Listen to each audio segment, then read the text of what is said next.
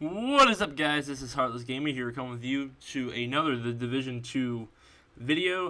Today we're going to be playing the beta, but I really want to talk about the rogue system and how to get into the Thieves Den.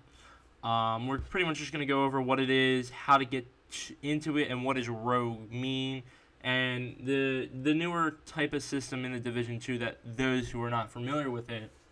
So we're pretty much going to get started. I want to start off with the rogue concept first before we go into the thieves and how to get in there. And if you want to see that, just skip a little bit ahead. If you just want to know what the den is and stuff like that, go ahead. But basically, what the rogue system is when you kill another player, other players can kill you and take the stuff that you've acquired. But most people already know that from the last one. But the rogue system is a little different this time. There are 3 tiers, or at least I feel like they're a lot different compared to the Division 1. So the 3 different rogue statuses you got is the rogue status, which is the normal rogue status. You haven't killed anybody, but you're doing like these little things like stealing stuff and hacking into things, and that acquires your rogue. So that kind of is how it correlates to getting into the Thieves Den. That's where you get better loot and stuff like that. So that's pretty much your first stage. And in this stage, you don't want to kill anybody, otherwise you go into a disvalid stage. This happens when you go and kill other players and stuff like that, which you don't want to do if you want to get into the den itself. Then the other stage you got is Manhunt status. So basically that's like the last stage of being rogue. You're pretty much active on the zone. People want to hunt you down and stuff like that and take everything, and they attempt to claim a bounty, and basically is what is on your head. That's pretty much a small brief overview of what it is. I will also post a link in the description if you really want to go in more deep detail into reading what each one is individually by itself. So I will post a link in that about what each one is and stuff like that. So I kind of want to talk about the getting into the Thieves Den here. So basically, how to pretty much get in the shortened terms is you don't want to kill anybody, but there are a couple things that you can do. So we'll start off with the one is, if you noticed before, you'll see me as I started the video, I was hacking into like a HUD terminal. Basically, you're like trying to triangulate where the Thieves Dens are going to be. When I did this video, there were at least 3 of them, but you can only enter 1, it looks like, from my understanding is. So you pretty much get to pick which one you want to acquire, per se. And they're kind of cool, I think. I think it kind of gives it a different aspect of the game. But that's kind of my take on that part. So another thing that you could do is you could look for like the DZ crates. Those are the ones that have the keys. As far as getting the keys, I'm just randomly had a key. I wasn't sure how I acquired it yet, but I'm still working, like learning how to acquire those in detail. But like I said, it's been a while since I played the Division 1, so I'm trying to brush up some stuff from the Division 1 and correlating it to the Division 2. So that's my complete honesty with that. But anyway, back to those. So basically, those are the crates that you find after you clear like these certain areas.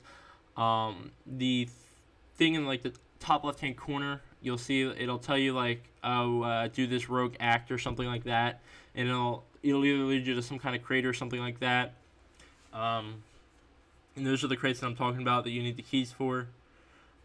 And you find all kinds of loot in there. I believe that if you are in a rogue status, you do tend to get more loot. It seems like in this new system, finding more loot here and there. So that's something to keep in mind as well. And also, people can kill you in the rogue status, which most people already know. But if you go and kill them, that's going to kind of mess it up for you getting into the den. So just be careful about that. I know I'm getting sidetracked here, but one more tip. If you go near a safe house or anything like that, or any of the entrances, there's going to be turrets that are going to shoot you when you're in this rogue status. So I would refrain from staying away from those as well. That's something to keep in mind. So anyway, back to this whole idea.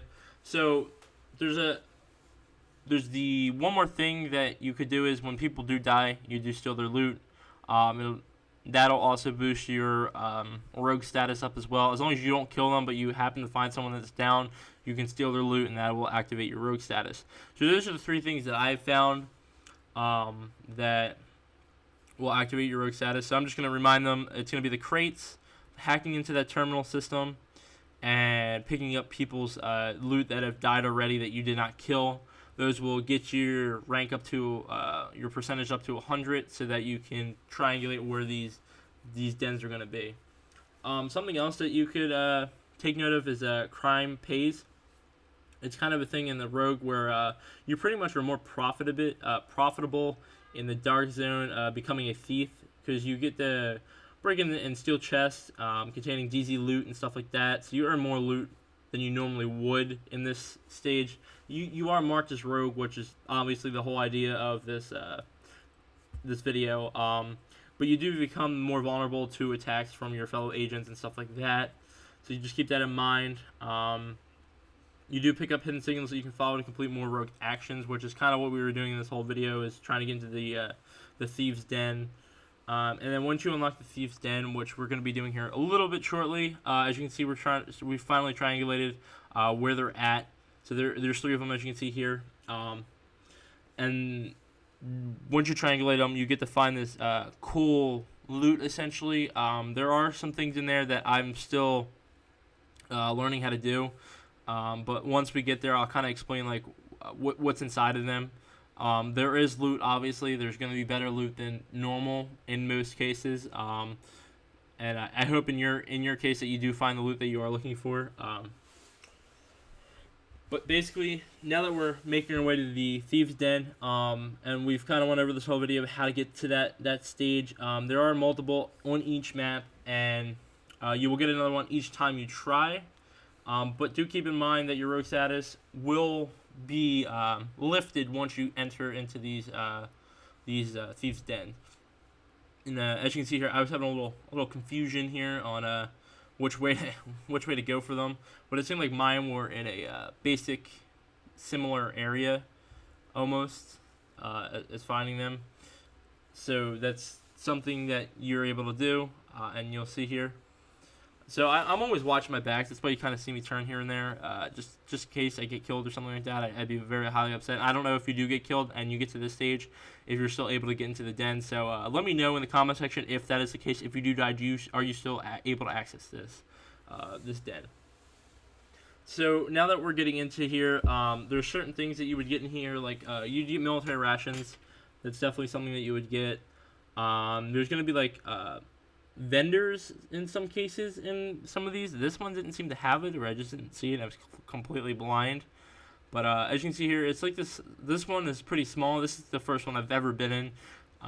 There's a loot crate in here. There's also a bag that I'm still trying to figure out how to get into, but you can see right there in the corner. But yeah, guys, that's pretty much the rundown of this video. So I thank you guys for watching. I hope you guys enjoyed. Tell me what you think in the comment section below. Go ahead, drop a like and subscribe. Check out my social media, and that's going to be it, guys. Thank you, and have a great time playing.